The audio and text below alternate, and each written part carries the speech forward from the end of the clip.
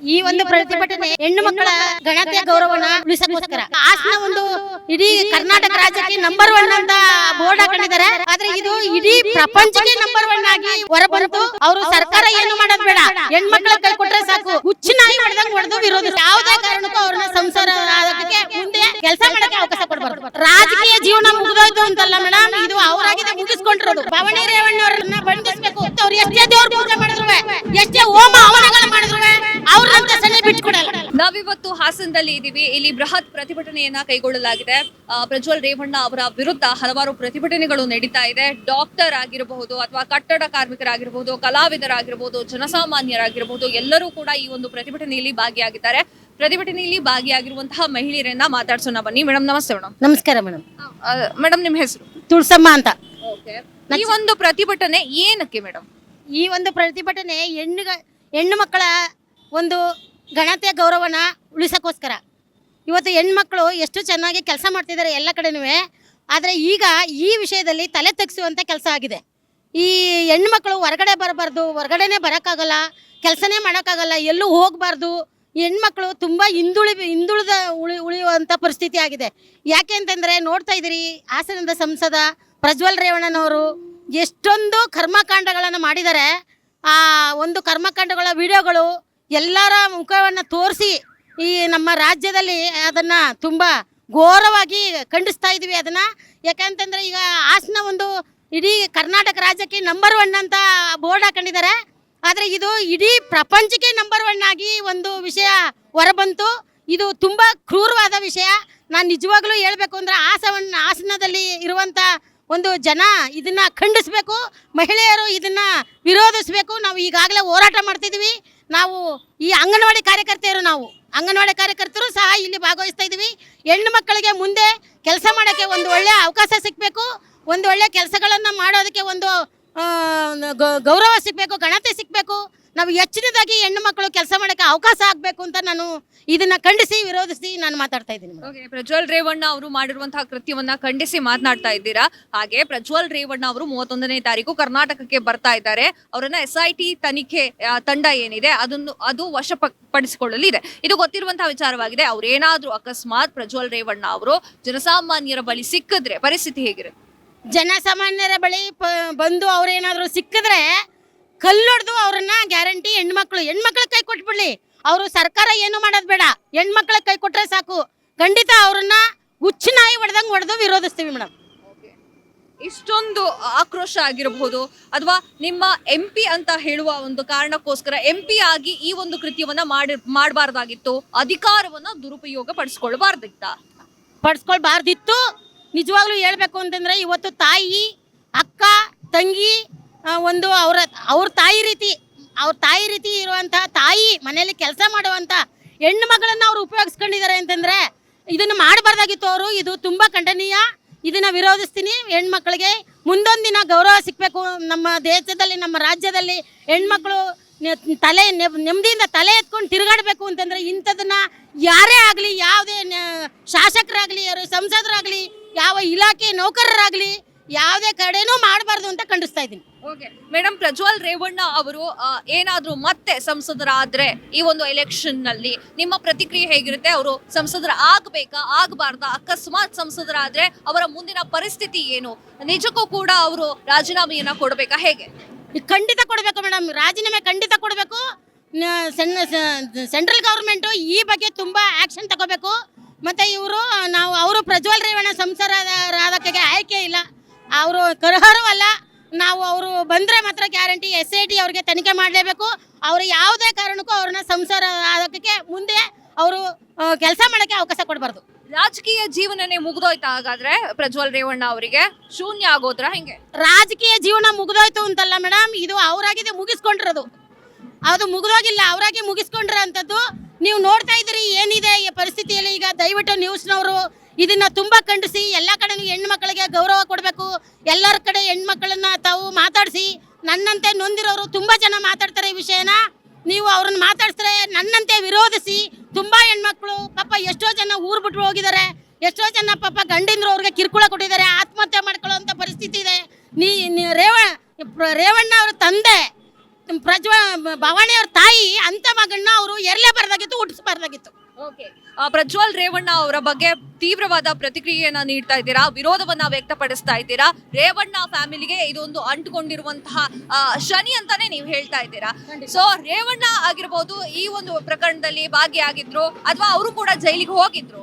ಈ ಭವಾನಿ ರೇವಣ್ಣ ಅವರು ಕೂಡ ಈ ಪ್ರಕರಣದಲ್ಲಿ ಸಿಲುಕಾಕೊಂಡಿದ್ರು. ಈಗ ಪ್ರಜ್ವಲ್ ರೇವಣ್ಣ ಅವರ ಸರದಿ ಆಗಿದೆ. ಇದಿಷ್ಟು ಅವರ ಕುಟುಂಬಕ್ಕೆ ಮೈನಸ್ ಆಗುತ್ತಾ, ಹೆಂಗೆ? ಮೈನಸ್ ಖಂಡಿತ ಆಗುತ್ತೆ. ಭವಾನಿ ರೇವಣ್ಣ ಅವ್ರನ್ನ ರೈಡ್ ಮಾಡಬೇಕು, ಅವ್ರನ್ನ ಬಂಧಿಸಬೇಕು. ಯಾಕೆ ಬಂಧಿಸಬೇಕು ಅಂತಂದ್ರೆ ಅವರು ಒಬ್ಬ ತಾಯಿ ಆಗಿದ್ಕೊಂಡು ಇಂಥ ಕೃತ್ಯದಲ್ಲಿ ಭಾಗಿಯಾಗಿರೋದ್ರಿಂದ ಅವ್ರಿಗೆ ಶನಿನೇ ಕಾಟ. ಅವ್ರು ಯಾವತ್ತು ಅವ್ರು ಎಷ್ಟೇ ದೇವ್ರ ಪೂಜೆ ಮಾಡಿದ್ರು, ಎಷ್ಟೇ ಹೋಮ ಹವನಗಳು ಮಾಡಿದ್ರು, ಅವ್ರನ್ನಂತ ಶನಿ ಬಿಟ್ಕೊಡಲ್ಲ. ಮೇಡಮ್ ನಮಸ್ತೆ. ಮೇಡಮ್ ನಮಸ್ತೆ. ಓಕೆ, ನಿಮ್ ಹೆಸರು ಗೊತ್ತಾಗಿಲ್ಲ. ಮಾಧ್ವಿ. ಓಕೆ, ನೀವು ಏನ್ ಮಾಡ್ತೀರಾ? ನಾನು actually doctor, I am a homeopath, Jayanagar ಬ್ಯಾಂಗ್ಳೂರಲ್ಲಿ. ನಾನು ನಮ್ಮ ಫ್ಯಾಮಿಲಿ ಜೊತೆ more for as a support, ಸಾಲಿಡ್ಯಾರಿಟಿಗೋಸ್ಕರ ನಾವು ಇಲ್ಲಿ ಬಂದಿದ್ದೀವಿ. ಒಂದು ಸಪೋರ್ಟ್ ಕೊಡೋಕ್ಕೆ. ಇದು whatever happened is not very correct at all. So ಒಂದು ಸ್ವಲ್ಪ ಸಾಲಿಡ್ಯಾರಿಟಿಗೆ ನಾವು, ನಾನು ನನ್ನ ಹಸ್ಬೆಂಡ್, ನನ್ನ ಮಗ ಬಂದ್ವಿ.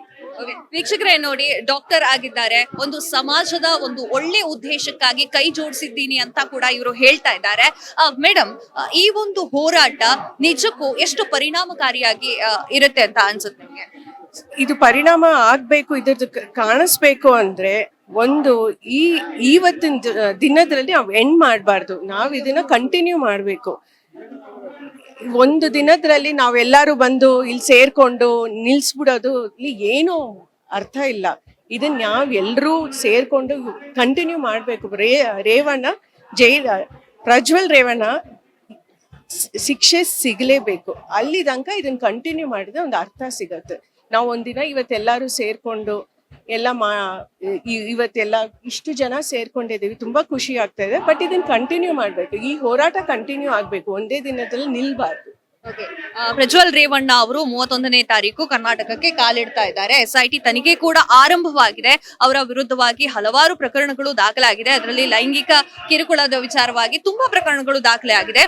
ನಿಜಕ್ಕೂ ಅವ್ರೇನಾದ್ರೂ 31ನೇ ತಾರೀಕು ಕರ್ನಾಟಕಕ್ಕೆ ಎಂಟ್ರಿ ಕೊಟ್ರೆ ಇಲ್ಲಿನ ಜನರು ಯಾವ ತರ ಶಿಕ್ಷೆಯನ್ನ ಕೊಡಬಹುದು, ಅಥವಾ SITಗೆ ಇಲಾಖೆಗೆ ಅವ್ರನ್ನ ಬಿಟ್ಕೊಡ್ಬಹುದಾ? ಇಲ್ಲ, SIT ಕೊಡ್ಬೇಕು. There is a rule of the land is there. ಅವ್ರು ಮಾಡಿರೋದು ಎಷ್ಟು ತಪ್ಪಾಗಿದ್ರು ನಾವು land rule of the land ನ ಫಾಲೋ ಮಾಡ್ಲೇಬೇಕು. What is the difference? ನಮಗೂ ಪ್ರಜ್ವಲ್ ರೇವಣ್ಣಗೂ ಡಿಫ್ರೆನ್ಸೇ ಇರಲ್ಲ. ಸೊ ನಾವು rule of the land follow ಮಾಡಲೇಬೇಕು. SITಗೆ ಹೋಗ್ಲೇಬೇಕು, ಶಿಕ್ಷೆ ಸಿಗ್ಲೇಬೇಕು. ನಾವೆಲ್ಲ ಸೇರ್ಕೊಂಡು ಹೋಗಿ ಏನು ಮಾಡೋಕ್ಕಾಗಲ್ಲ. ಆಸ್ ಅ ಜನರಲ್ ಪಬ್ಲಿಕ್ ನಾವು ಸಪೋರ್ಟ್ ಮಾಡಬೇಕು. ದಟ್ ಅವರಿಗೆ ನ್ಯಾಯ ಸಿಗೋ ಥರ, ವಿಕ್ಟಿಮ್ಸ್ಗೆ ನ್ಯಾಯ ಸಿಗೋ ಥರ ನಾವು ಸೇರಿ ಸಪೋರ್ಟ್ ಮಾಡಬೇಕು ಅಷ್ಟೇ ಹೊತ್ತು ಲಾನೆಲ್ಲ ನಾವು ಕೈಯಲ್ಲಿ ತಗೊಳ್ಬಾರ್ದು. ವಿಡಿಯೋವನ್ನ ಮಾಡಿದ್ದು ಒಂದು ಕಡೆ ಆದ್ರೆ, ಇನ್ನೊಂದು ಕಡೆ ಆ ವಿಡಿಯೋವನ್ನ ಹಂಚಿದ್ದು ಕೂಡ ತಪ್ಪೆ ಅನ್ನುವಂತಹ ಮಾತುಗಳು ಕೂಡ ಕೇಳಿ ಬರ್ತಾ ಇದೆ. ಏನ್ ಹೇಳ್ತೀರಾ ಇದ್ರ? ಖಂಡಿತ ತಪ್ಪು, ಅದು ಖಂಡಿತ. ವಿಕ್ಟಿಮ್ಸ್ ನಾವಂತೂ ನೋಡಿಲ್ಲ, ವಿಡಿಯೋಸ್ನ ನೋಡೋದು ಇಲ್ಲ, ಅದನ್ನ ಇಮಿಡಿಯೇಟ್ಲಿ ಡಿಲೀಟ್ ಮಾಡ್ತೀನಿ. ಬಟ್ ಆ ವಿಕ್ಟಿಮ್ಸ್ ನ ಕೇಳ್ವಿ ಪಟ್ಟಿರೋದು, ಆ ವಿಕ್ಟಿಮ್ಸ್ ಫೇಸಸ್ ಕವರ್ ಆಗಿರ್ಲಿಲ್ಲ ಅಂತ ಕೇಳ್ವಿ ಪಟ್ವಿ. ಸೊ ಅದು ಒಂದು ತುಂಬಾ ತಪ್ಪು. ಅದರೆಲ್ಲ ಇಟ್ಸ್ ನಾಟ್ ರೈಟ್. ಅದು ಪೆನ್ ಡ್ರೈವ್ ಈ ತರ ಕೊಡೋದು very wrong. That's also equally wrong. ಅವ್ರೇನಾದ್ರೂ ಈ ಒಂದು ಎಲೆಕ್ಷನ್ ನಲ್ಲಿ 2024 ಲೋಕಸಭಾ ಈ ಒಂದು ಎಲೆಕ್ಷನ್ ನಲ್ಲಿ MP ಆಯ್ಕೆ ಆದ್ರೆ, ರಿಸಲ್ಟ್ ಬಂದು MP ಆದ್ರೆ ಜನರ ರಿಯಾಕ್ಷನ್ ಹೇಗಿರಬಹುದು? ಅಂತಹ MP ಇಲ್ಲಿನ ಜನರಿಗೆ ಬೇಕಾ? ಖಂಡಿತ ಬೇಕಾಗಿಲ್ಲ, ಖಂಡಿತ ಬೇಕಾಗಿಲ್ಲ. ಹಾಸನ್ ಜನಗಳು ಡಿಸೈಡ್ ಮಾಡಬೇಕು. They have to be sensible and elect a person who will help them out. ಹಾಸನದ ಜನತೆ, ಹಾಸನದ ಮಡಿಲಲ್ಲೇ ಅವರು ಹುಟ್ಟಿ ಬೆಳೆದಿದ್ದು, ಓಕೆ, ಮತ್ತೆ ಇಲ್ಲೇ ಕೂಡ MP ಆಗಿದ್ದು. ಸೊ ಹಾಸನದ ಜನರು ಯಾವ ತರ ಫೀಲ್ ಆಗ್ತಾ ಇದ್ದಾರೆ ಈ ಒಂದು ದುಷ್ಕೃತ್ಯ ಪ್ರಜ್ವಲ್ ರೇವಣ್ಣ ಅವರಿಂದ ಆಗಿರೋ ಕಾರಣಕ್ಕೋಸ್ಕರ? ಯಾವ ತರ ಹೇಸಿಗೆ ಅಂತಾನೆ ಹೇಳ್ಬಹುದು, ಪಡ್ತಾ ಇರ್ಬೋದು ಅಂತ ಅನ್ಸುತ್ತೆ? ಅವರ ಮಂದಾಳದ ಮಾತು ಏನಿರ್ಬೋದು? Very difficult to talk from another person's point of view, but from my personal point of view, I feel very abandoned, very humiliated. It's not correct whatever happened. ಕೊನೆಯದಾಗಿ ಎಲ್ಲರಿಗೂ ಬೇರೆ ಬೇರೆ ಪ್ರಶ್ನೆಯನ್ನ ಕೇಳ್ತೀನಿ, ಬಟ್ ನಿಮಗೆ ಒಂದು ಹೆಣ್ಣಾಗಿ ಈ ಒಂದು ಪ್ರಕರಣವನ್ನ ನೀವು ಹೇಗೆ ನೋಡ್ತೀರಾ madam? That's why I'm here. This is very bad, but I support the women. It's not their fault. So they should, get into counseling. Government should do something for them. And, one thing is, it's not their fault. It's not their fault. It's a fault of the system, fault of a person who misused their power. So, you know, it's, basically that support the woman and ensure that this doesn't happen again. Doctor ಆಗಿದ್ದಕ್ಕೆ ಈ ಪ್ರಶ್ನೆಯನ್ನ ಕೇಳಲೇಬೇಕು. ಪ್ರಜ್ವಲ್ ರೇವಣ್ಣ ಅವರ ಮನಸ್ಥಿತಿನೇ ಸರಿಯಾಗಿ ಇರ್ಲಿಲ್ಲ. Normal people ಮನಸ್ಥಿತಿ ಆದ್ರೆ ಇನ್ನು ಹೆಣ್ಮಕ್ಳ ಮೇಲೆ ಗೌರವ ಬರ್ತಿತ್ತು, ಅಥವಾ ಕೆಟ್ಟ ದೃಷ್ಟಿ ಬಂದ್ರೂ ಕೂಡ ಈ ಕೃತ್ಯಕ್ಕೆ ಬರೋದಿಲ್ಲಾಗಿತ್ತು ಅಂತ ತುಂಬಾ ಜನ ಮಾತನಾಡ್ಕೊಳ್ತಾ ಇದ್ದಾರೆ. ಅವರ ದೃಷ್ಟಿಕೋನ ಅಥವಾ ಅವರ ಮಾನಸಿಕ ಆರೋಗ್ಯ ಖಿನ್ನತೆ ಆಗಿರುವಂತಹ ಕಾರಣಕ್ಕೋಸ್ಕರ ಈ ಒಂದು ಕೃತ್ಯ ನಡೆದಿದ್ಯಾ ಅಥವಾ ಹೇಗೆ? Very difficult to say. Very, very difficult to say. A person who misuses the power may not be psychologically a insane person, psychologically deranged person. It's very difficult to say that. So this something which we have to, not difficult, easy to answer this question. Thank you ma'am, thank you so much. ಒಬ್ಬ doctor ಆಗಿ ಈ ಒಂದು ವಿಚಾರಕ್ಕಾಗಿ ಬೆಂಗಳೂರಿನಿಂದ ಹಾಸನದವರೆಗೆ ಇವರು ಬಂದಿದ್ದಾರೆ. ಈ ವಿಚಾರವಾಗಿ ಪ್ರಜ್ವಲ್ ರೇವಣ್ಣ ಅವರ ಪೆನ್ ಡ್ರೈವ್ ವಿಚಾರವಾಗಿ ನಾನು ಕೂಡ ಈ ಪ್ರತಿಭಟನೆಯಲ್ಲಿ ಭಾಗವಹಿಸಲೇಬೇಕು ಅಂತ ಹೇಳಿ ಡಾಕ್ಟರ್ ಕೂಡ ಈ ಒಂದು ಪ್ರತಿಭಟನೆಯಲ್ಲಿ ಭಾಗಿಯಾಗಿದ್ದಾರೆ. ಡಾಕ್ಟರ್ ಮಾತ್ರ ಅಲ್ಲ, ಕಲಾವಿದರಾಗಿರಬಹುದು, ಕಟ್ಟಡ ಕಾರ್ಮಿಕರಾಗಿರಬಹುದು, ಎಲ್ಲರೂ ಕೂಡ ಈ ಒಂದು ವಿಚಾರವಾಗಿ ಬೃಹತ್ ಏನ್ ಪ್ರತಿಭಟನೆ ನಡೀತಾ ಇದೆಯಲ್ಲ, ಈ ಪ್ರತಿಭಟನೆಯಲ್ಲಿ ಭಾಗಿಯಾಗಿದ್ದಾರೆ. ಕ್ಯಾಮರಾ ಪರ್ಸನ್ ಸಂದೀಪ್ ಜೊತೆ ನಾನು ಕಾವ್ಯ ಹೆಗ್ಡೆ, ಕರ್ನಾಟಕ ಟಿವಿ, ಹಾಸನ.